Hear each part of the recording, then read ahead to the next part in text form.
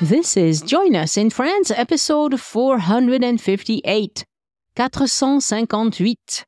Bonjour, I'm Annie Sargent, and Join Us in France is the podcast where we talk about France. Everyday life in France, great places to visit in France, French culture, history, gastronomy, and news related to travel to France. Today, I bring you a trip report with Christopher Tipper about attending the 24 Hours of Le Mans. And Christopher and I recorded this episode in two parts, the planning phase and the execution phase. Did things go the way he expected? You'll hear both of these phases today. The recording went a bit long because it was split in half and all that, so there will be no travel tips after the interview today, but I do want to give a shout out to new patrons, Jean Robin, Ashley Holm, Cindy Cogdill, Jen VB, and welcome back, Carol Mellinger. I couldn't do the show without support from my patrons. This week, I released a language practice Patreon reward with line 7 of the Paris Metro. Repeating all of those proper names is great practice for those of you learning French.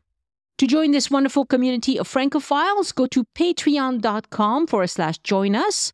That's Patreon, join us, no spaces or dashes. And to support Elise, go to patreon.com/EliseArt, ELYSART. Now, Join Us in France is also an independent travel business. You can hire me to do 3 things. Number 1, I can be your personal itinerary consultant. Number 2, you can use my GPS self-guided tours of Paris on the Voice Map app. And number 3, we can take a day trip drive together anywhere you want around the southwest of France, perhaps to some wineries or to a painted cave. How about a chateau? I mean, it's all doable and custom, but we have to start from Toulouse, where I live. To see the details on any of these services, go to joinusinfrance.com/boutique. And thank you for keeping this podcast alive and thriving. And since there won't be any remarks after the episode, let me tell you right now that next week, the episode is going to be one with Elise about Jean Moulin, the wonderful hero of the resistance.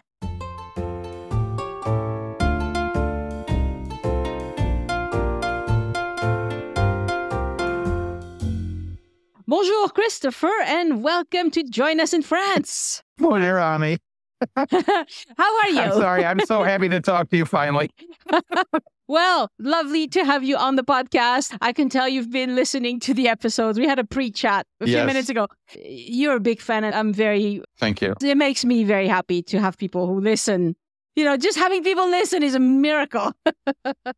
Oh, I know. I told you we like it when we watch our YouTube views go up. But Annie, you're a wonderful human being. You've helped so many of us for so many years. So merci, Annie. Merci à vous. Alors, okay, so today we are going to do something we haven't done on the podcast before. We are doing a pre-trip planning kind of thing. Like, okay, you are going to be going to Le Mans in France. Now, I just want to say that Le Mans is right in between. If you draw a line between Paris and Nantes, Le Mans is kind of in the middle.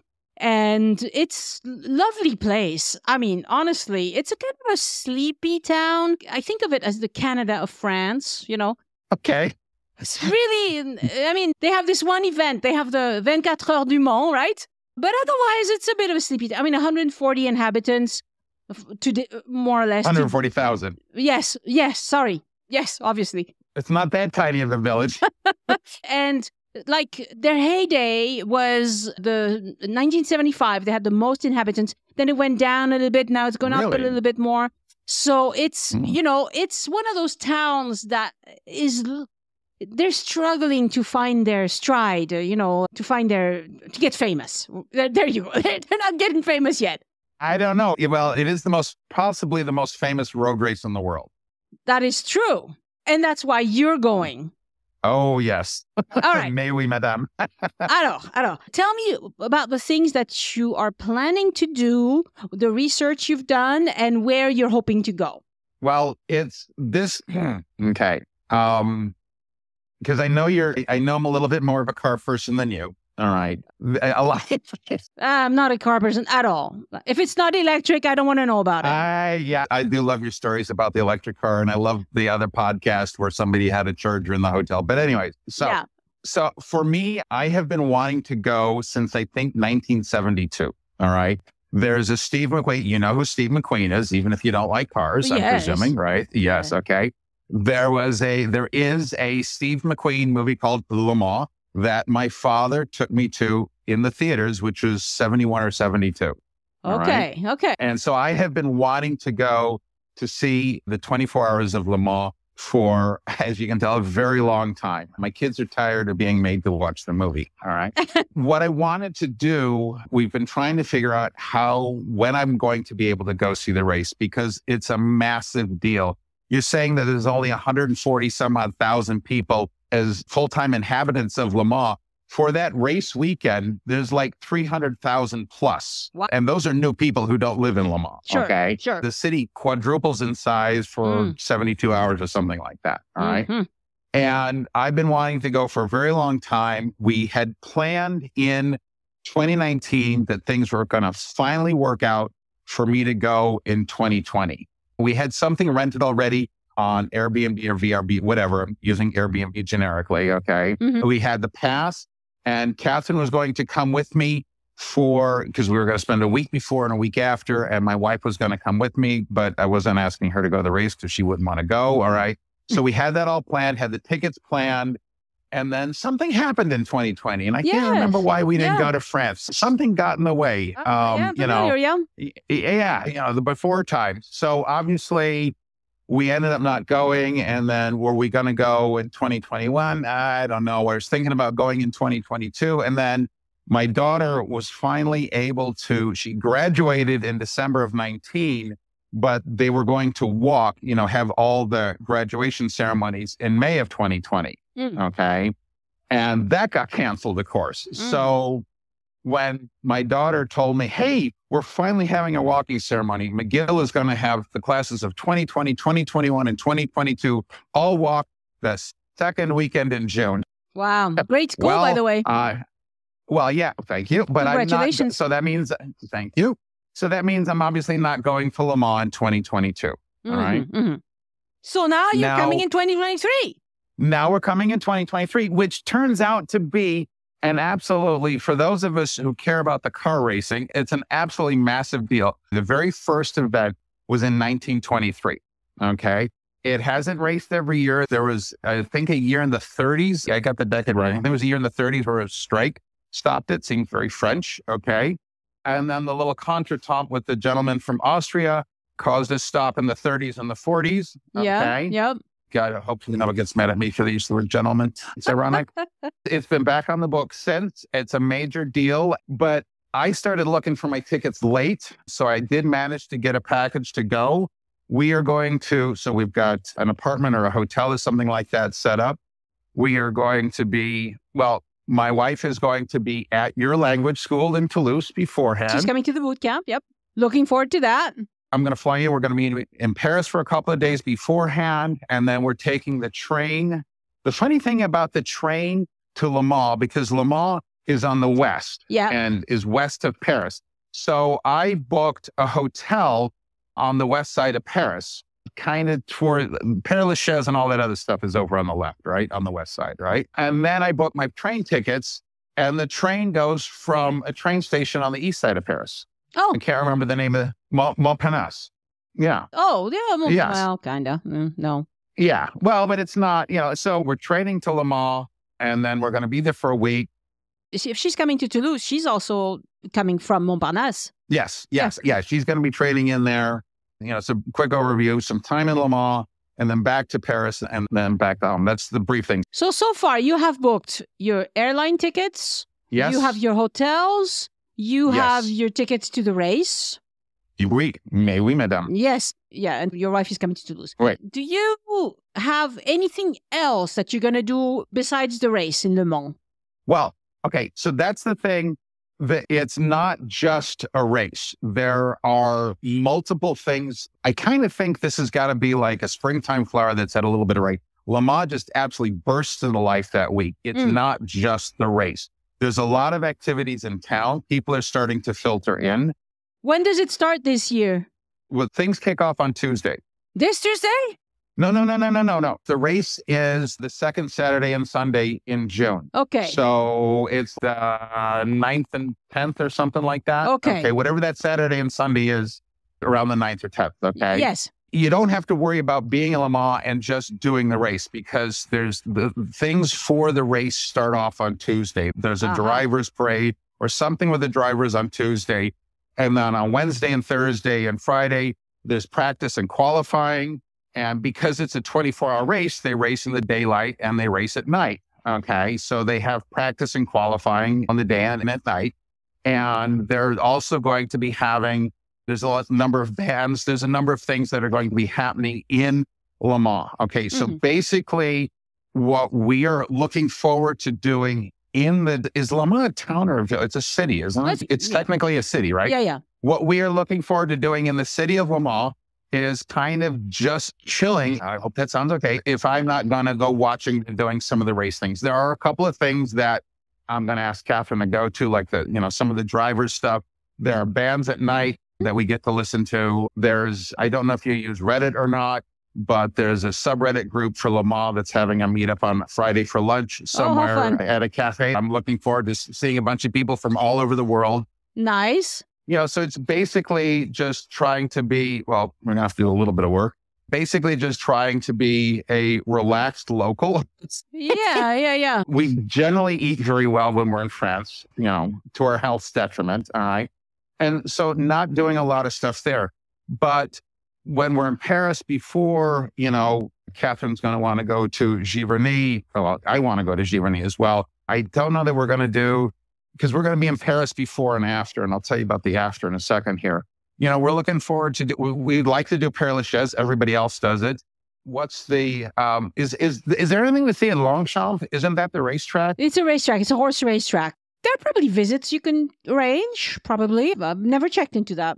And there's somebody I know that I've only spoken to for the first time that does some kind of walking tour in Paris. I don't know. We're looking for, Annie, can you help suggest some good walking tours of Paris? I would recommend the voice map tours. Oh, there we go. Yeah, well, we'll probably do those. Yeah. And we're looking because of something. Oh, there's a movie we've seen, John Wick 4. I don't know if you like those kinds of movies, but part of the end of the movie, not too much of a spoiler, but part of the end of the movie involves the stairs up to Sacré-Cœur.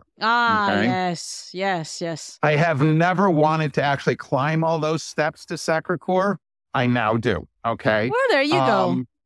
Motivation. Well, we've been to Paris before. I don't know that we're going to go on and go to the Louvre, but she definitely wants to go to, like I say, I said Giverny. She probably want to go a couple of times. Unfortunately, the very first time we went to Paris, there's one of the art museums near the Louvre it's not the Orangerie. It's where are the water lilies in the lower floor? Orangerie. Is it Orangerie? Yeah. Okay. Yeah. Oh, yes. No, the first time I went to the Orangerie, I didn't quite appreciate what I was seeing. You got to try it again. I was frankly a little bored. But then we went to Giverny, and a later trip, I'm like, oh my gosh, I want to go back to that. Well, honestly, it's the kind of art that the more you know about it, the more you appreciate it. Absolutely. If you know zero, you're like, what is this? Because I think, but I don't remember, you and Elise did a podcast about it, but I can't for the life of me remember if you aired it before we went to Giverny or after. But when we went to Giverny, it was in November. It was kind of gray. Okay, it wasn't. So we're hoping to go in June. And this is another thing about her. We're not sure what to expect in Paris in June. We've never been when it's warm. We've been in March, November, and December. It should be warm, but hopefully not a heat wave. Let's hope for no heat wave. That would be nice. And then afterwards, so we are staying in a hotel before we go to Le Mans. And then after Le Mans, we're taking the train back, but we've not rented an apartment. We've rented a room 50 meters from Notre Dame across the street. Wow. Oh, and from Google Street View of the address, I think we've had an ice cream or a coffee there. Okay. We've walked by that building multiple times in the past. Now, one word of warning, this area has a lot of sirens. So you might get, bummed by the sirens because a major police station is right across from Notre Dame. Maybe that's why it was so affordable. It could be. So expect sirens. Yeah, maybe it's a little bit of a cliche, but to be in that part of town, right in the middle of things. Yeah, and you're not moving in. You're just in there for a few days. It'll be fine. We're only going to be there for 3 or 4 nights. It'll be all right. To be part of it is what's going to be very important. Oh, the other thing I wanted to talk about that was a little bit of a disappointment is you had a lovely guest on talking about Roland Garros, okay, yes. And the tennis match. And what was said on the podcast turned out not to be true. The general admission tickets were available on March 15th. And when I went and checked Central Midwest North America time in the morning, the few days we were in Paris, all of those side tickets were gone. Oh, okay. That's too bad. No. All the tickets for people over 25 or 26 were gone. Oh, so they saved tickets for younger people's. Yes. If that's not ageism, and then I don't know what is. I don't know what is. So we were hoping to go, and because we've just started playing tennis again, we were hoping to go to see Roland Garros. That was going to be the only planned thing. Did you go back and check again? Because they might release more tickets later. It's worth checking again. That's what I do. Yeah, that's going to be later this month. Yeah. So we'll go and do that. There's supposed to be an exchange. The other thing we want to do is take a tour of Palais Garnier. We've not been inside it yet. We stayed in a hotel, obviously not to go see. Do they do ballet there? Because I know it's an opera house, but not to see anything, but to just do the tour. Garnier is mostly ballet now. It's the home of the ballet company.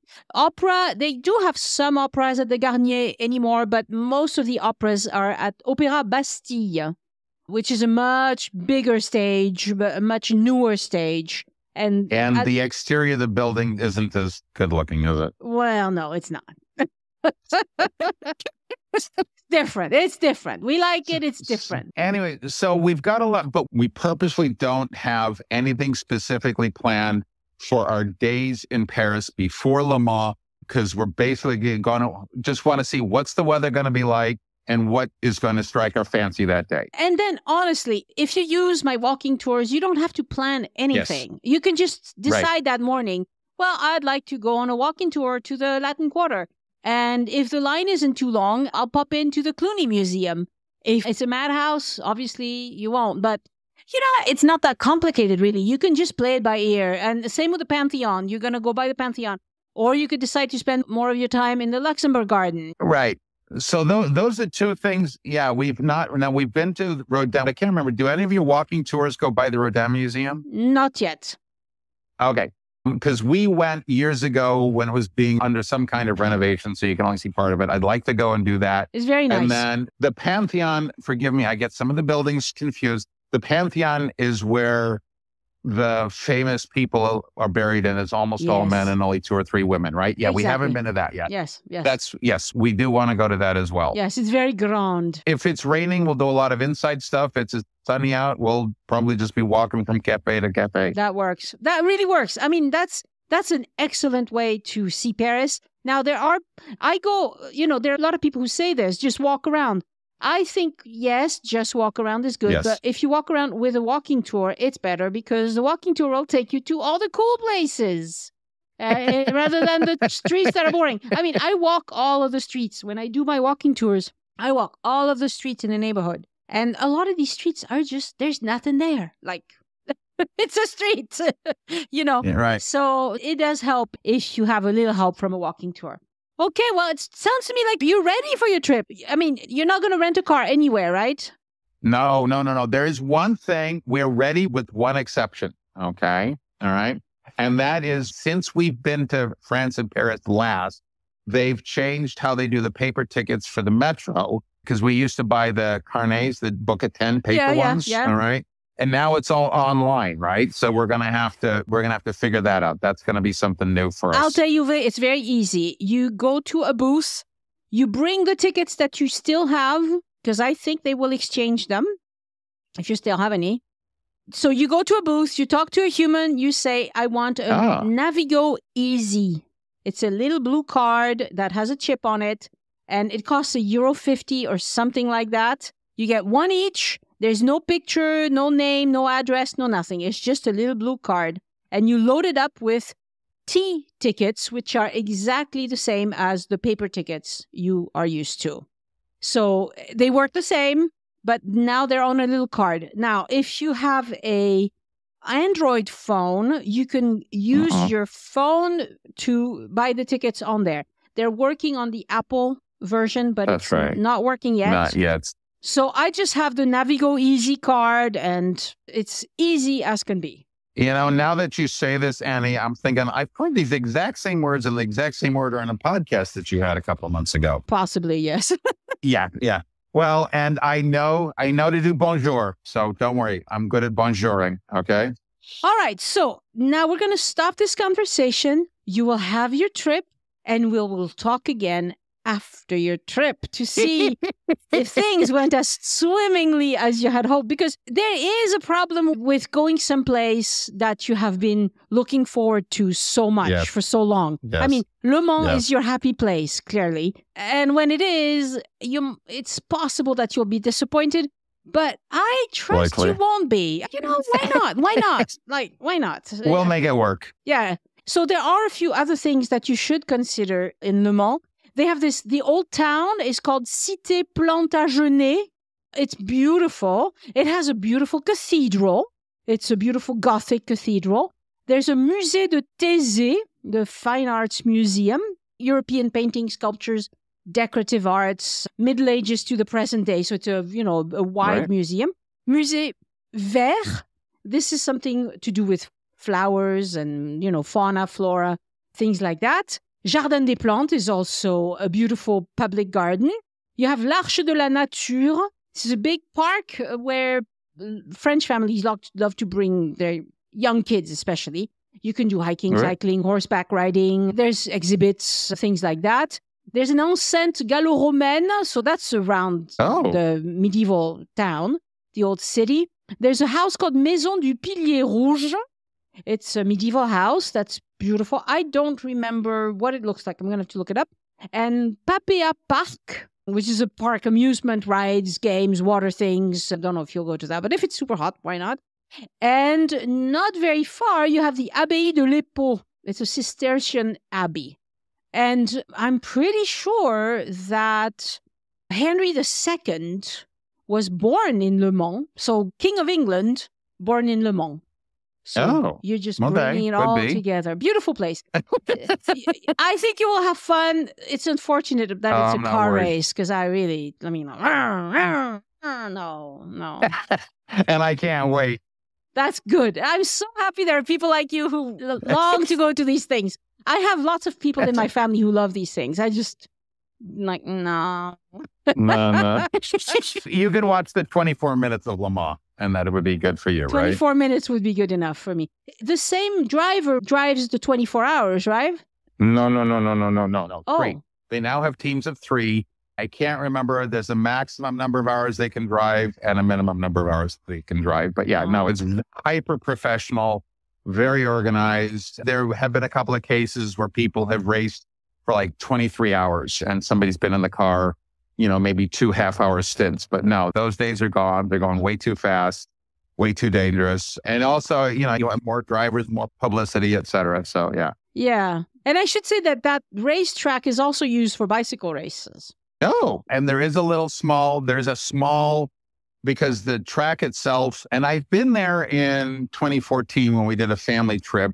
3/4 of the track is public roads. I have driven my Hertz rental vehicle at 50 kilometers an hour down a road where they normally do 300 plus kilometers an hour. Okay. Oh, wow. So we've been there, but there's a little track that has more frequent races. That's obviously not public roads. And then they do have now, there are 2 races there a year now. They have a classic race where it's older vintage cars. And that's more like I think that's just a weekend though. And I think that's after what I'm going to. Okay. One last question. Have you ever driven on the Autobahn? Mais oui, madame. Mais oui. How fast did you go? A little 210 maybe.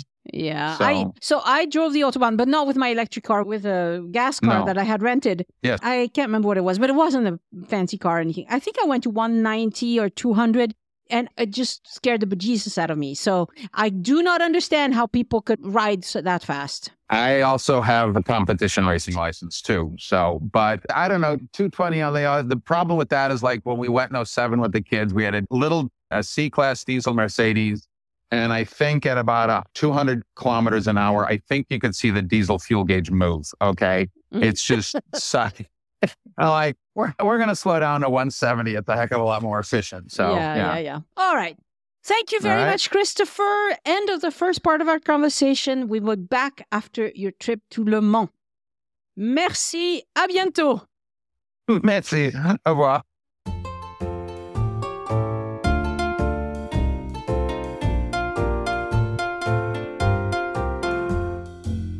Hello, Christopher. Welcome back. Bonjour, Annie. I'm so happy to be back.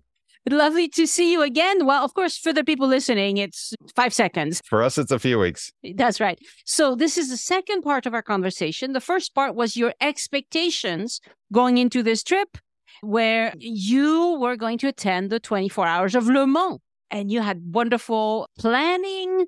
Did it all go exactly as planned? I would like to know. No. Oh, shocker. No. Who knew, right? But it did not disappoint. It was truly a trip of a lifetime. It was a race of a lifetime. To see the Ferraris win for the first time since they've been back, and I think everybody kept saying 50 years, to be there with 324,999 of my closest friends. It was an amazing event. I've learned some things about what to do different when I visit France and what to do different the next time I visit the 24 Hours of Le Mans. And we are definitely not going next year. I've been listening to your reports. I can't imagine what Paris is going to be like next July of 2024 with the Olympics. Okay. Yeah. In general, we learned that we like France a lot more when it's cold. France when it's warm is no, I mean, it's not bad. It's just, I'm happier wearing a sweater and coat when I'm sitting outside in my cafeteria. It was a wonderful event. I took a lot of pictures, and trust me, I've shared maybe 0.1% with you. I still haven't gone through all my little video clips. Catherine had a great time. Catherine stayed in the old town of Le Mans. Okay. Now, the problem when you look for Le Mans on YouTube, the vast majority of what you find is clips on the race. Well, it's been around for 100 years. Okay.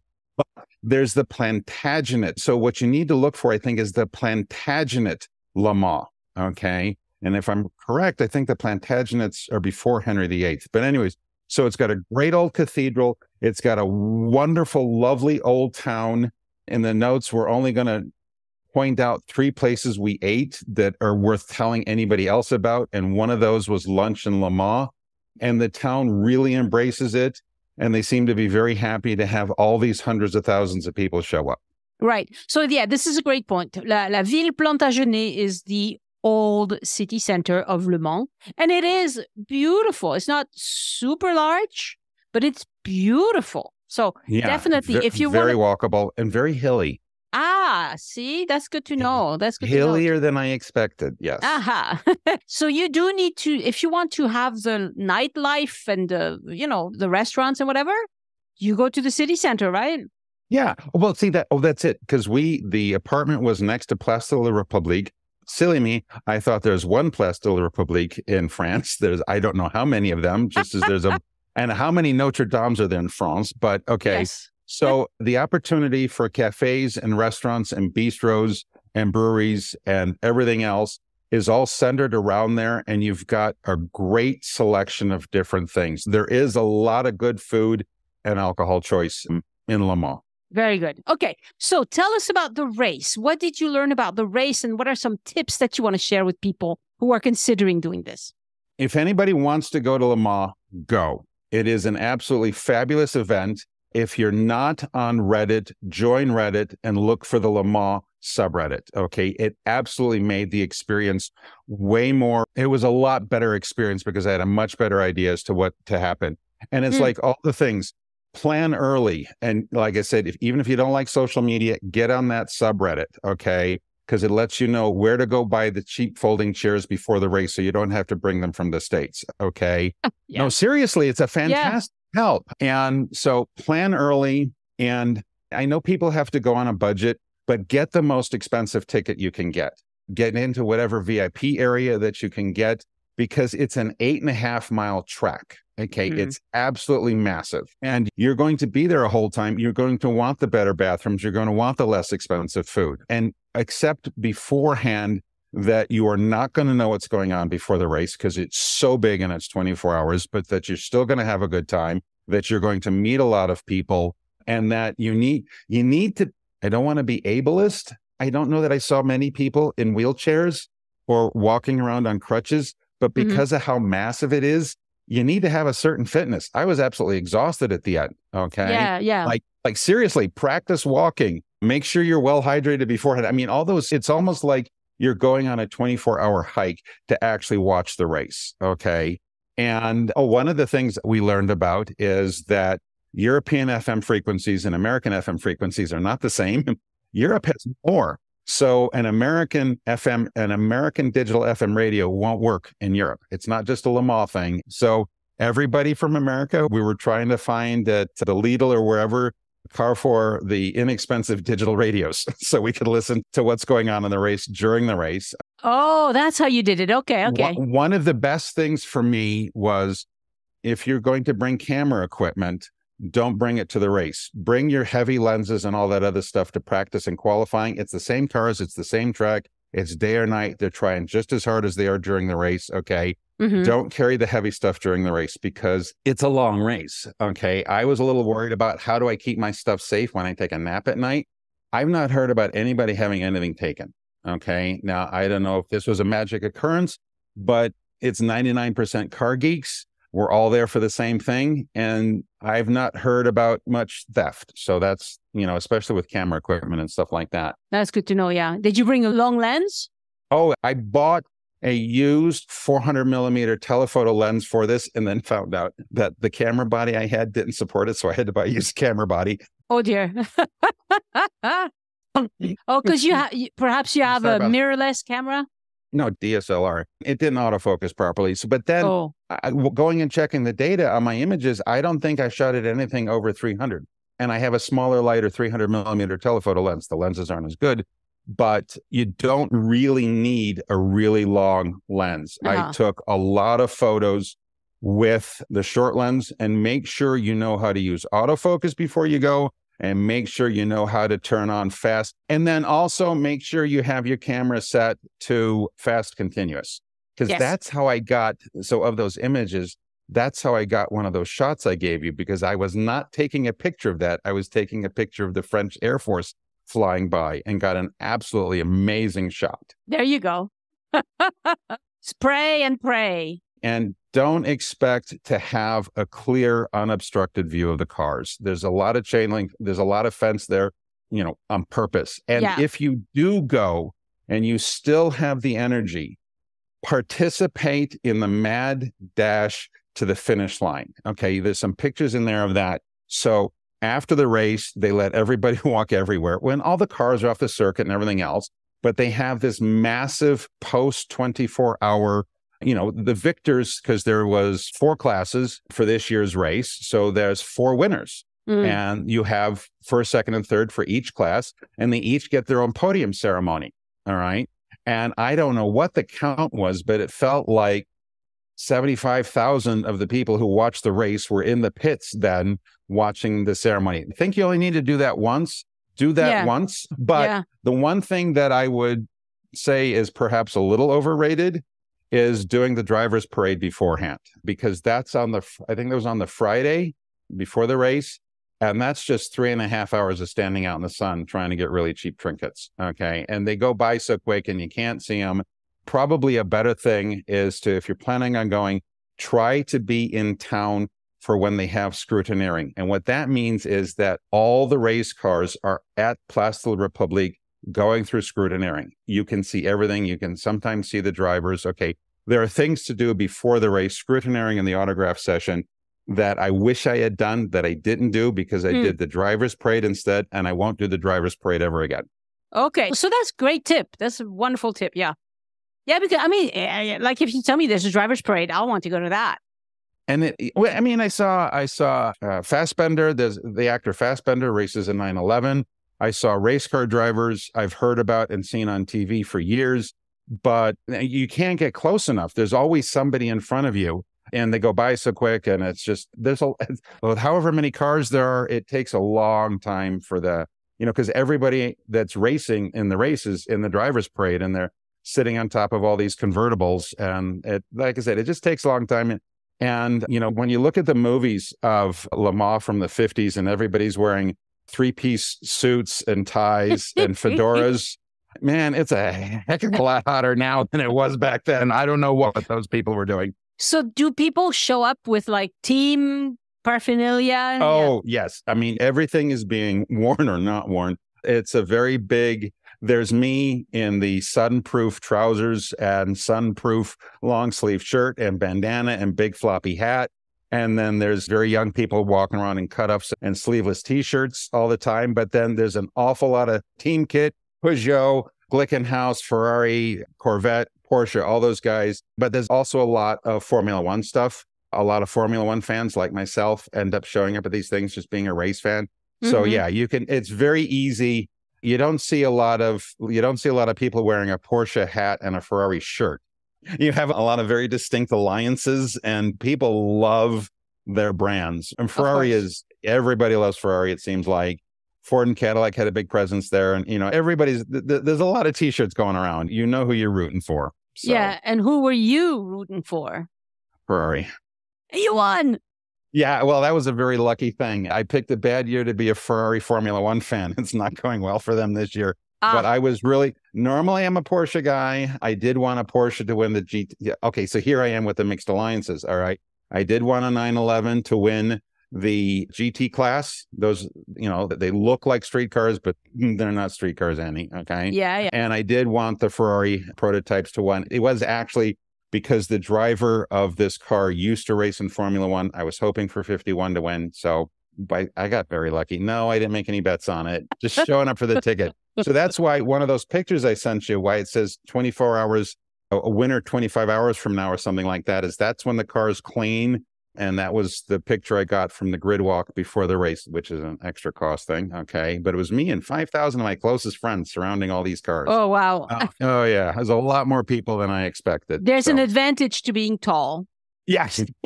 Yes, a little bit. Or a little pushy. I don't know. Yeah. Or pushy. I want my picture. So yeah. Well, no, you gotta be polite. I mean, everybody's there looking for the same thing. So Okay. So you had a great time. You're happy you went. You want to do this again. Absolutely. Fantastic. That's really cool. All right. So what did you learn about France in general? Any tips about, not just Le Mans this time, just anywhere? No, I gotcha. We did. If you're going when it's warm, Annie, why are room fans illegal in your country? If they're not, people act like them. Okay. Yeah. Both the places we stayed at, no room fans, no circulation whatsoever. And like even when we have central heating, even if you're not turning the air conditioning on, you can still get some air to move. Okay. We have made sure that where we're staying next month when we go back, the woman says, yeah, we've got lots of fans. We're covered there. All right. Make sure the room has Wi-Fi. I didn't check that so well. Okay. We did have some situations where this is in general, and this was in Paris. And like I said at the beginning of this, I have listened to every podcast. Okay. But there were some situations where saying bonjour was really not expected by anybody. Nobody was saying bonjour in some of these small stores. It was really weird. Because I know you said on a podcast a couple of months ago, you say bonjour to the store. Nobody was. It was a little bizarre. Philistines. Yeah, well, okay, this is going to sound really weird, but being a boomer and having done things the old way, I was pleasantly, and I am serious about this, surprised how like the cooks and all that were using their bare hands when they're making the food. Okay. It's like the old days. You don't do that in the States anymore. No, I'm not saying it's a bad thing. Okay. Yeah, but that's how it is. Yeah. Yeah. The French are super comfortable and very happy sitting millimeters from complete strangers if it means they get an outside aperitif at a cafe. I couldn't. Seriously, I couldn't believe how happy everybody is being packed into these little places. They're outside, they're elbow to elbow with complete strangers. Well, their apartments are probably even smaller. So that's why. That could be. And we can talk about this real quickly. I found out there's a massive difference between restaurant French and emergency room French. Ooh, okay. We want to know about this. Well, okay. So we ended up not going to Versailles because my wife was on another podcast years ago on your boot camp. Okay. Yeah. Yeah. And we tried to follow the online things that you guys had shared, and that no bueno, that did not work. Okay. And through the help from a pharmacy, go to a pharmacy. If you can walk, go to a pharmacy. And we found out the urgence entrance that looks like ambulances only, that's where the pedestrians walk in. Okay. It turned out in the end to be something very minor. We were in and out of the emergency room within a day. I mean, I know people have waited longer in the States for worse things. A day? That was a full day though? We got there at 10 and she was done by 4. So okay, I don't know. Okay. Not a full day, but yeah. And then being an American, we had a very hard time leaving because we were looking for the cashier. We couldn't find the cashier. And the security guy is just ushering us on out because we didn't have to pay. And then the prescription drugs, they gave us 5 boxes of things. It was 17 euros. I mean, you're not supposed to be happy with having a medical event, but we had a medical event in Paris that turned out pretty good and pretty inexpensive and was a positive thing and a fun story. So yeah. So yes, they normally don't direct you to, they don't take your credit card when you walk in, and no, they don't, even though it says so on the written thing. Right. Yes, but they don't. So. They don't, because French people do not believe in charging foreigners for medical care. Like it's a God-given right. You should be taken care of. That's how it is. Yes. A couple more things, because this is the first time we've been to France when it was warm. All right. And I was thinking, it's almost Amsterdam. The bikes commuting to work in Paris on a Friday morning. Oh my goodness, there were so many of them. It was wonderfully insane. But in the morning, it all seemed to be like an order and they were all going in the same direction. But later on in the day, it was a little more like Lord of the Flies meets Death Race 2000. I'm really, really amazed I didn't witness any contact. Okay. Yeah. We still haven't been able to get kicked out of a cafe. And what I mean by that is I'm too impatient. I was trying to test this year to see if you can truly stay at a Parisian sidewalk cafe and get kicked out. No, I'm leaving before they're kicking me out. I'm hoping this is okay to say. We've always noticed, because it's so different than what we get at home, I've always noticed the security patrols, especially at the airports and the train stations. Mm-hmm. And we've always thought of them as sharks. Okay. And I mean, groups of 3 great whites. I mean, these guys are serious, right? And they're just going along right? There were hardly any of them, but they were in groups of 6 or 7 now. So I don't know if this is something they're changing in preparation for next year's Olympics, but the security presence was very different this year than it has been in the past. Yeah. Okay? And then, how do you say rillettes? Rillette. Right? Rillette. Yeah. Oh, it's not bad. I thought the way people were talking about it, I thought it was going to be absolutely horrid. We actually purposefully ordered it once. Like, oh, this is warm, salty Spam. That's a good description of it. Is that horrid? And oh my goodness, it's filling. Oh, very, yeah, very. And now my mom being German, we used to have a goose either at Thanksgiving or Christmas. And so I've done a lot of stuff with toast and goose fat and salt. Okay. And there's a salty goose fat quality to it that might gross some people out. But for somebody like me, like, ooh, this is You tasty. enjoyed it. I was very good. It's half and half. Some people love those things. I can't take them. So it just depends. Yeah. But in terms of, so just what we learned for recommendations from food is go to the really small places. I mean, go to our only places that we want to talk about were very, very small, maybe 20 people, 25 people type restaurants. Yeah. And it was nuts. I mean, in a really good way. The food was wonderful. There was one place in Le Mans and then 2 very small places, Les Deux Colombes, which is on the Ile de la Cité. And then Sur Mer, which is, I don't know. I got a link in there somewhere. Yeah. Well, yes, Rue Lancry. Yeah, I think that's right. Well, it's going to be in your guest notes. I'm going to publish your guest notes where people will see the details of all the places you went to. Those were very good. So in terms of, I don't know, I think that's the gist of it. Yeah, but it's really weird. Okay. So again, you guys have had podcasts, and I think I don't know how many words are written on social media about what you're supposed to wear in Paris. That's gone. Yeah. Holy crap. Okay. Yeah. It's like, I'm like, am I in Chicago or a Chicago suburb without people? There's no dress code anymore. It was really, that was the culture. Going to Paris and seeing everybody dressed up was never the culture shock. Going to Paris and see everybody dressed the way we do at home, that was the culture shock. Okay. Yes. So I guess you still dress up if you're going to a business meeting or something, but just to go to work or to walk around, you don't really need to. Well, we were at the rooftop thing at Printemps. Is that how you say it? Le printemps. Printemps. Has a rooftop bar. Yeah. And at the risk of being called a boomer, there was a business function going on at the table next to us. And I was just very surprised at what they weren't wearing. Just going to leave it at that. Okay. And they'd come straight from the office. Yeah. Because we could hear them talking. Okay. Oh, The other thing, and at some point I may have to send you a scan of this because I can't figure it out. Turns out it's super, super easy for Americans in the United States to pay French speeding tickets online. This is a good discovery. The ticket's all in French, and you do have to do a little Google Translate. But once you get to the right point and find out the numbers that they're looking for, it's super quick and easy. And I paid attention to you. Okay.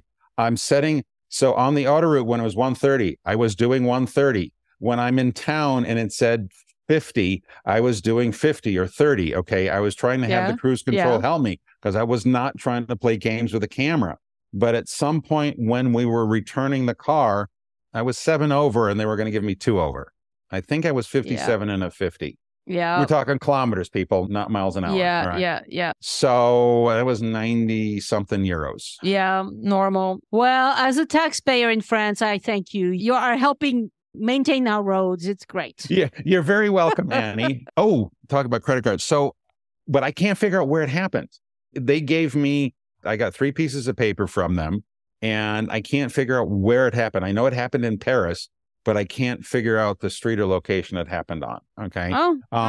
As an American, we don't have fancy European credit cards. We had zero trouble paying at the toll booths. Love your tollway system. We had almost no trouble paying for fuel with our little Fiat 500. We hardly had to fill up, but this was on one of our off days. We're out in the countryside, okay, where it's very rural France. And I went to use the credit card that had been working, and it said, I need a PIN. We don't have PINs. Okay. And I'm like, hang on a second. I then pulled out my debit card, which needs a PIN. It took it. Yeah. So debit cards usually work better, and contactless almost always works. I was using contactless. It wanted a PIN. But a debit card, yes. But a debit card works. Don't sweat it. Just bring a debit card. A family member once went to Europe with one American Express card and nothing else. Don't do that. Don't do that. Bring a debit card, bring a MasterCard or Visa, and bring an American Express card. I mean, bring multiple cards. Best suggestion I can give anybody to have an enjoyable stay in Paris. We got to Shakespeare and Company just before they opened at 10 o'clock on Monday. We have too many books on our nightstand already, so we bought more books. And then we walked to Jardin de Luxembourg and read in the shade for a couple of hours. Nice. Okay. And it's an amazing, amazing way to do it. And so again, because I do too much on Reddit, there's all these people posting their itineraries on Reddit. Like, am I doing too much? Well, yeah, if you have an itinerary on Excel, it's probably too much. Okay. Yes. And people are landing at Charles de Gaulle and they think they're going to be in their hotel 5 seconds later. Yeah, 30 minutes later. When I flew in, I was so happy I was Sky Priority for Delta. I had the really short line. But if you're coming when it's warm, be super patient at CDG, okay? Because I was in the short line, but even that wasn't working. You guys have got some very automated facial recognition things to let us through passport control. The servers were obviously completely overwhelmed. The staff there was having to constantly reset things. Everybody was doing the best they could, and it's really warm in that hall, okay? Yeah. But just understand that if you're coming when it's warm, everybody else is coming when it's warm, and you've got to plan a lot of time getting out of CDG and getting into town. Yeah, it depends on the day. Sometimes you get lucky, but I've gotten very unlucky entering the US as well. So it just depends. But just don't count on being in the city in any less than 2 hours is minimum. 3 hours is a better guess most of the time. But the cab ride, I couldn't believe how quick the cab ride was from CDG, although there was a long line to get in the cab. And he takes the cabbie lane. And then, like you've said elsewhere, I gave him a €2 tip and he acted like I'd saved his life. That's always nice when somebody treats you well, right? I mean, yes. Well, okay, well, that was enough, because in the States, I'd had to probably give him $15, for the same response. Yeah. Very happy for that. Don't worry. The same old thing. You've heard it before. I'm going to support you. Do not look for the best croissant. Do not look for the best baguette. What we are now noticing, though, which we've never seen before, is all the signs. Well, there's not a lot of them, but we've noticed multiple bakery shops that said where they came in the annual baguette competition. I think we walked by one that had won once. Yes. Oh, they'll let you know, yes. Oh, yeah. We'd walk by somebody that won a croissant competition. So we went in. It was all right. It's fine. There's nothing wrong. I mean, it's marketing. It's fine. They need to find a way to differentiate themselves from the rest of the crowd because there's bakeries everywhere. How do you pick one? And I say you pick one when you're hungry. Go in, get something. Absolutely. The best bakery in Paris is the one that has an empty table outside for you to sit down and eat. That is the perfect way to end this conversation, my friend. Thank you so much. You and Catherine are wonderful people. I've enjoyed getting to know you a little bit. Well, I got to know Catherine at the boot camp more than you. I know. I am very jealous she's met you in person before me. We'll meet someday in person. There's no question about that. All right. Merci beaucoup. Merci beaucoup. And happy planning for your 2025 Le Mans excursion. And if you have somebody, I don't want to put all my contact information out there, but if you have somebody who wants to have a little bit, if they get in touch and I'll forward them to you. I will be very, very happy to help. The help won't stop. Unless they don't like Ferrari. Oh, no, that's okay. No. They have to like auto race. No. You're open-minded. Oh, gosh, yes. Auto racing is auto racing, and that's what's important. Merci beaucoup, Christopher. Au revoir. Au revoir.